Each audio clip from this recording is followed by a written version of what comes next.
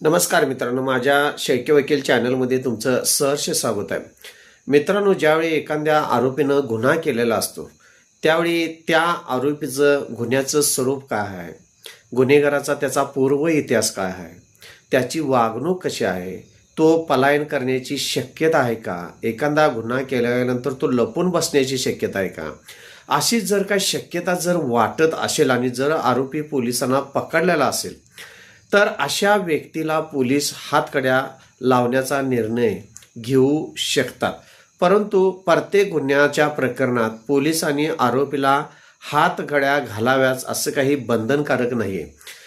त्यानंतर महत्त्वाची गोष्ट जर मित्रांनो पाहिलीच तर एखादी महिला आरोपी असेल किंवा बाल गुन्हेगार असेल किंवा एखादा महारोगी असेल तर अशा आरोपींना पोलिसांना हातकड्या ह्या लावता येत नाहीत.